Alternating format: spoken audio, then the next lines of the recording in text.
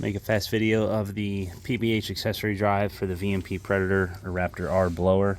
First thing you're going to want to do is take off the water pump pulley with the 3 bolts there, and then you're going to source these two 10 mils for the water pump, and you're going to remove them both. Obviously you're going to have to grind down the timing cover here. You want this crow's foot thing buzzed down pretty flush. You're going to notch this little section out of the timing cover here, and you're going to buzz this stud down, or this boss down, smooth as well. You don't have to touch this one. This one you only have to modify if you have the old style Roush, the 2.3. You do need to have a 13, late 13 and up timing cover, so it has to be smooth on this side. Also pay attention for it to be a Mustang one, because this is the idler boss for an idler pulley to go there for have tension for power steering or whatever you're trying to do. So it's a mixed kit of the PBH accessory drive and the VMP no grind feed bracket. So as you can see, there's 2 bolt legs here, there's 1 leg here on top. You're going to put this into here like so, and it's going to just sit around this boss here. This is why I'm saying you don't have to modify it or do anything. And then obviously you will tighten these Allen bolts up. There's also 2 washers supplied with the VMP no grind feed, and then these 2 Allen flanged bolts here as well. And so what they also give you is these 2 idler pulleys. So one of them is going to go here like so, and then the other one is going to be saved for the alternator bracket. So what's going to happen is the belt is going to come down, come off of this, it's going to go around the alternator, under the idler next to the alternator here, come around your AC if you have it, back around the crank, up and wrap back, and come up around the blower again. So I'll get as detailed as I possibly can. I'm just going to get an Allen tool to tighten these up nice, and then we will move to the next step here. All right, so that's bolted down and tightened up. So now from there, put the idler pulley on. It'll just slide right on like that. Doesn't matter the orientation. These idlers are made for 6 and 8 rib. So if you're running either setup or on a factory application or something, doesn't matter. So now from here, you're going to tighten this up, and then I will move to the next step with the alternator bracket and show you that. This is what your alternator bracket kit will look like, as long as you got, it's called the PBH 106, so 106. It's the same for the Odin blower as the Predator. They're basically the same setup. So you're going to have 2 3/4s, which is 1, 2, then you have 1 4 9 9 5. It might be slightly bigger than that, but this one goes down by the water pump. These 2 go up on top of the timing cover on each side of the valve cover, and this holds the all upper portions of the alternator bracket up. Then these 3 nuts will secure to this short stubby side here when you put the alternator on. One of these is for your spacer, and then one of these will hold the idler pulley on it. As you can see, it's shouldered to hold said idler. So I'll show you how to assemble this thing, but basically what it's going to look like is that.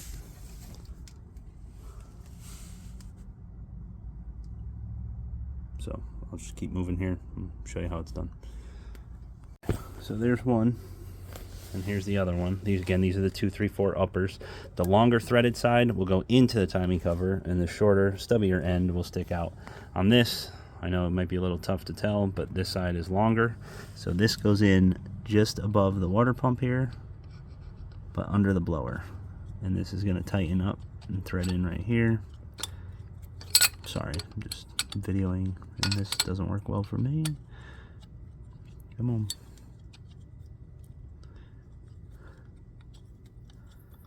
Alright, well, I may need both hands. But this will thread in right here, and then I'll put the alternator bracket on, and I will show you the next step. Alright, so as you can see, that's threaded on there now, nice. I use a set of AN wrench here to basically just tighten this up. Just give it a little crank. You don't have to go crazy with this. Thing's really not going to go anywhere. I understand, torque and load and yada, but that's about it for that. Okay, and then from there, you can just do a dry run of this alternator bracket if you'd like, just to make sure it does sit and fit how you'd like. This is how it's going to look. And then you're going to put the belt around the alternator first, and then around the tensioner as well, before you tighten everything up and lock it down. Otherwise, you'll never be able to get the belt on in between the timing cover and the alternator pulley itself. So the other thing to make note of is you do need a fixed alternator. So what that means is any automatic 11 to 17 GT auto alternator, as long as it's held on by a nut on the pulley, you're in good shape. If it looks like a big Allen socket, that's a manual or a clutch style alternator or clutched alternator, it won't charge when it's flipped backwards, so it has to be this. So if you do have a manual alternator, you can buy the pulley separately from PBH Performance, or I'll sell it to you as well. They're $100 to switch that out. You just need an impact to do it. But again, if you're starting from scratch, any 11 to 17 GT automatic alternator will work. F-150 alternators will also work, but sometimes you do have to change the pulley because the spacing is off on them as well.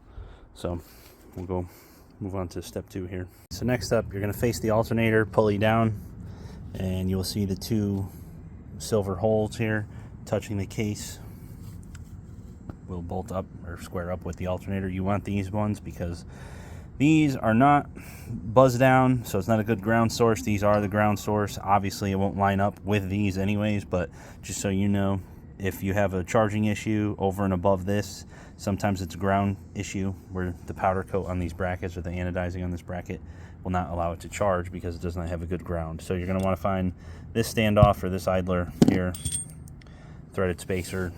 This is a 1.85 spacer. It goes right here like so, in between the alternator and the alternator bracket. This nut is saved and used for this bolt after, and then this bolt will come right through the bottom of the alternator bracket and it'll thread into this factory nut. Sometimes if this spacer does not fit in between this, you have to press this nut out a little bit. So just take the bracket off, yada yada yada, take a little punch or something and punch this nut back out, and it'll back out a little bit. And then once you tighten it down with the bolt, it'll suck the nut back down. So I'm going to install this bolt right now through the bracket. I need 2 hands to do it, and we'll go from there. This is what it'll look like with the spacer put in there and the bolt threaded through. I believe this is a 15 mil. You're going to need to tighten this, and then you're going to use that other loose bolt and the nut that came from this standoff for here. And this basically just bolts the bracket to the alternator in another spot. You're going to need a wrench for this because it's a nylon lock nut. And then after this, we can start putting on the idler with the shoulder and everything like that. So we'll do that next here. Quick thing I wanted to make note of is when you do this or install the alternator bracket, you're going to want to have the engine harness already on or installed, or at least this ground ready to go. You have to open this hole up because the threaded rod in the PBH kit is larger than the factory bolt hole for this ground. And this ground goes right here on this timing cover. So again, you're going to want to take like a unit bit or a drill bit and hold it with some pliers, very strongly here, because it will grip and rip and break this off, and then you'll have to fix this ground. It's a little bit of a pain, so hog this hole out before you install the alternator bracket. Alright, so with the alternator flip back over, you're going to take the bolt like this. You're going to put the idler pulley on the shoulder like so. You're going to put the washer underneath the bolt here. Sorry for the crappy video here. Let me try this. See that washer? Yep. So there's the washer, and then that's it. You're gonna put this through this blank hole here, like so. So on this side, you will put the lock nut on, and you're gonna walk this whole big girl on here, like so. Let me try and do this one-handed.